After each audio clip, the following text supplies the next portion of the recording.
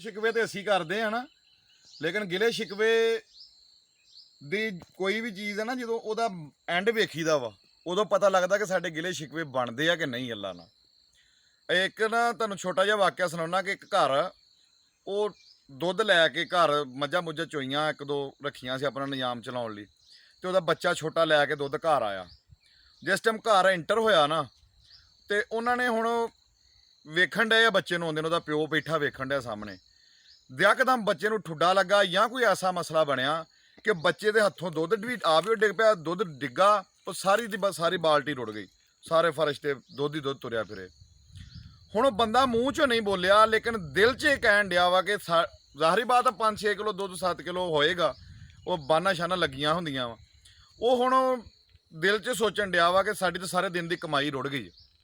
ਤੇ ਦਿਲ 'ਚ ਇੱਕ ਸ਼ਿਕਵਾ ਉਹਨੇ ਕੀਤਾ ਅੱਲਾ ਨਾਲ ਕਿ ਅੱਲਾ ਸਾਡੇ ਹੀ ਕਿਉਂ ਨਿੱਕੇ ਨਿੱਕੇ ਯਾਨੀ ਕਿ ਅਸੀਂ ਤਾਂ ਅੱਗੇ ਨਿੱਕਾ ਨਿੱਕਾ ਕੰਮ ਛੋਟਾ ਛੋਟਾ ਚਲਾ ਕੇ ਆਪਣਾ ਨਿਯਾਮ ਕਰਨ ਡਏ ਆ, ਤੇ ਸਾਡੇ ਹੀ ਨੁਕਸਾਨ ਕਿਉਂ ਹੁੰਦੇ, ਛੋਟੇ ਛੋਟੇ ਨੁਕਸਾਨ ਹੋ ਕੇ ਸਾਡਾ ਕੰਮ ਖਰਾਬ ਹੁੰਦਾ।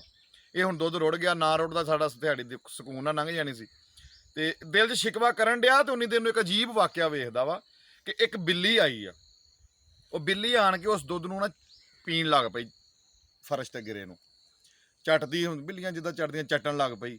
ਅੱਛਾ, ਉਹ ਹੁਣ ਬਿੱਲੀ ਨੇ ਕੀ ਕੀਤਾ, ਦੁੱਧ ਜਿੰਨਾ ਕੁ ਉਹਨੇ ਚੱਟਣਾ ਸੀ ਚੱਟਿਆ, ਤੇ ਸਾਹਮਣੇ ਵੇਖਣ ਦਾ ਵਾਕਿਆ ਕਿ ਜਦੋਂ ਬਿੱਲੀ ਦੁੱਧ ਪੀ ਕੇ ਪਿੱਛੇ ਹਟੀ ਆ ਨਾ ਥੋੜੀ ਜੀ, ਤੇ ਯਕਦਮ ਬਿੱਲੀ ਲੇਟਣ ਲੱਗ ਪਈ, ਜਿਸ ਤਰ੍ਹਾਂ ਤੜਫਣ ਲੱਗ ਪਈ। ਉਹ ਹੁਣ ਉਹਦਾ ਖਿਆਲ ਬਿੱਲੀ ਵਾਲੇ ਵੀ ਗਿਆ ਵੀ ਇਹਨੂੰ ਕੀ ਹੋਇਆ ਮਸਲਾ ਯਕਦਮ। ਉਹ ਵੇਖਦਿਆਂ ਤੜਫਣ ਡਈ, ਉਹ ਭੱਜ ਕੇ ਉਹਦੇ ਵੱਲ ਗਿਆ ਵਾ। ਉਹਨੇ ਉਹਨੂੰ ਫੜਨ ਦੀ ਕੋਸ਼ਿਸ਼ ਕੀਤੀ, ਫੜਦਿਆਂ ਇੰਨੀ ਦੇਰ ਨੂੰ ਬਿੱਲੀ ਜਿਹੜੀ ਹੈ ਨਾ ਉਹ ਮਰ ਗਈ।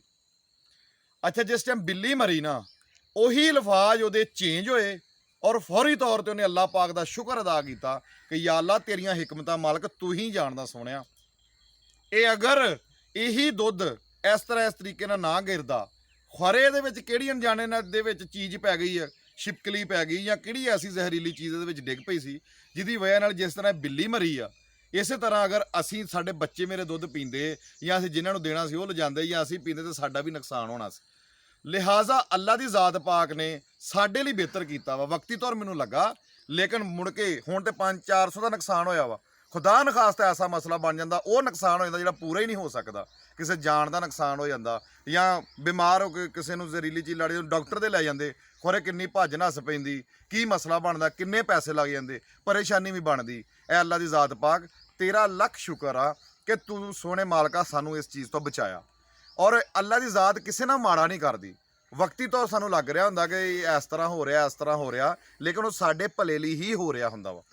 ਅੱਲਾ ਦੀ ਜ਼ਾਤ ਪਾਕ ਦਾ ਵਾਅਦਾ ਕਿ ਅਗਰ ਤੁਹਾਡੀ ਕੋਈ ਇੱਕ ਚੀਜ਼ ਖੁੱਸਦੀ ਹੈ ਨਾ, ਉਹਦੀ ਨਿਮਲ ਬਦਲ ਅੱਲਾ ਦੀ ਜ਼ਾਤ ਤੁਹਾਡੇ ਨੂੰ ਉਹਨੂੰ ਅੱਛਾ ਤੁਹਾਨੂੰ ਅਤਾ ਕਰਦੀ ਹੈ। ਤੇ ਸ਼ਿਕਵੇ ਨਾਲ ਐਡੀ ਛੇਤੀ ਕਰਿਆ ਕਰੋ, ਗੱਲ ਦੀ ਤਹਿ ਤੱਕ ਜਾਇਆ ਕਰੋ, ਸ਼ੁਕਰ ਕਰਿਆ ਕਰੋ ਅੱਲਾ ਦੀ ਜ਼ਾਤ ਪਾਕ ਦਾ। ਅਸਲ ਦੇ ਵਿੱਚ ਸ਼ਿਕਵੇ ਦਾ ਜਿਹੜਾ ਟਾਈਮ ਤੁਹਾਨੂੰ ਲੱਗਦਾ ਨਾ, ਉਹੀ ਸ਼ੁਕਰ ਦਾ ਟਾਈਮ ਹੁੰਦਾ ਵਾ। ਅਗਰ ਉੱਥੇ ਹੀ ਅਸੀਂ ਕੋਈ ਵੀ ਕੰਮ ਹੋਵੇ ਤਾਂ ਸ਼ੁਕਰ ਅਲਹਮਦੁਲਿਲਾ ਕਰੀਏ ਨਾ, ਤੇ ਅੱਲਾ ਦੀ ਜ਼ਾਤ ਰਾਜ਼ੀ ਵੀ ਹੋ ਜਾਂਦੀ। ਦੇਣ ਵਾਲਾ ਤੇ ਉਹੀ ਹੈ, ਪਹਿਲੇ ਵੀ ਉਹਨੇ ਹੀ ਦਿੱਤਾ, ਮੁੜ ਕੇ ਵੀ ਉਹਨੇ ਹੀ ਦੇਣਾ। ਉਹ ਚਾਹੇ ਤੇ ਥੋੜਾ ਦੇਵੇ, ਬਹੁਤਾ ਦੇਵੇ, ਦਿੰਦਾ ਤੇ ਉਹੀ ਹੈ ਨਾ। ਕਿਹੜੀ ਚੀਜ਼ ਅਸੀਂ ਨਾਲ ਲੈ ਕੇ ਆਏ ਸੀ।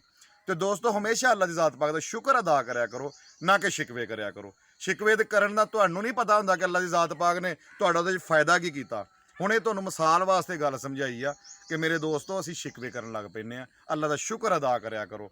ਇਹ ਮੇਰੀ ਵੀਡੀਓ ਜਿਹੜੇ ਦੋਸਤ ਮੇਰੀ ਦੇਖਣ ਡਏ ਆ, ਜਿਹੜੇ ਨਵੇਂ ਦੇਖਣ ਡਏ, ਉਹਨਾਂ ਅੱਗੇ ਮੇਰੀ ਰਿਕੁਐਸਟ ਹੈ ਕਿ ਮੇਰੇ ਚੈਨਲ ਨੂੰ ਜ਼ਰੂਰ ਸਬਸਕ੍ਰਾਈਬ ਕਰੋ, ਔਰ ਲਾਈਕ ਵੀ ਕਰਿਓ, ਔਰ ਕਮੈਂਟ ਸੈਕਸ਼ਨ ਦੇ ਵਿੱਚ ਮੈਨੂੰ ਦੱਸਣਾ ਜ਼ਰੂਰ ਹੈ ਕਿ ਵੀਡੀਓ ਕੈਸੀ ਲੱਗੀ। तमाम दोस्तों मेरी तरफों अस्सलामु अलैकुम, दुआवां च याद रखिए।